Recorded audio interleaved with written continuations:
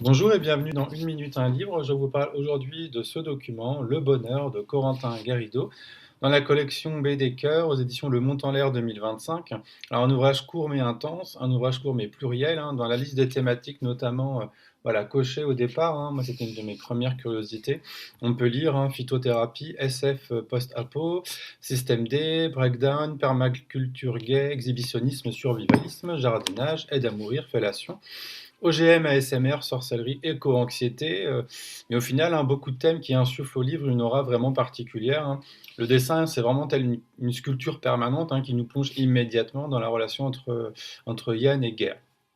Donc oui, un des personnages s'appelle Guerre, je vous laisserai découvrir pourquoi. Je pense que vous avez déjà une petite idée. Alors on se pose plein de questions dans cet ouvrage, où finalement il y a d'ailleurs peu de texte. Est-ce un rêve? Est-ce le paradis? Est-ce l'enfer? Est-ce une nouvelle réalité? Un espace mental? Sont-ce les dernières images avant de mourir? Voilà, on se pose vraiment beaucoup de questions, sans avoir de réponse. Alors les deux amants semblent filer le bonheur parfait, un moment suspendu, un bonheur sans personne autour, donc une histoire d'amour isolée du monde, simplement eux. On ne sait pas grand-chose de la vie de Yann, si ce n'est le souvenir qui réapparaît grâce à une des graines récupérées par Guerre. Une autre des graines, d'ailleurs implantée par Yann, offre au couple de quoi se nourrir, non en abondance, mais de manière suffisante, sans que cela soit un problème d'ailleurs. Alors le bonheur est-il issu d'une graine ou tout simplement le fruit d'une rencontre, sans la nécessité de planter métaphoriquement quoi que ce soit?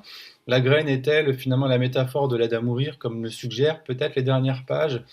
Alors la dernière graine est donc ambivalente, guérison, départ, libération, euthanasie poétique. Le texte ne dit vraiment rien explicitement, mais le glissement vers, entre guillemets, le passage, la dissolution, l'apaisement renvoie bien à en tout cas une forme d'aide à mourir, douce, choisie, métaphorique. En tout cas, une lecture vraiment déstabilisante. Le bonheur est volontairement flottant. Quand je dis le bonheur, c'est le titre de l'ouvrage. Un bonheur du coup flottant, métaphorique, poétique, ambigu, et on voit bien que Corentin laisse beaucoup de zones d'ombre, je pense que c'est choisi, et l'idée c'est ne pas tout comprendre, mais plutôt en fait d'être sur la question du ressenti. Donc c'est un peu ce qu'on appelle les livres sensations, voilà, plus que des livres explications. Donc ici le bonheur est peut-être une graine ou une porte vers la fin, on ne sait pas trop. En tout cas une histoire improbable qui devient probable. Alors si vous aimez être dans la surprise, clairement, n'hésitez pas à découvrir en tout cas cet ouvrage. Voilà, une belle découverte en tout cas pour moi. Bonne lecture et à bientôt.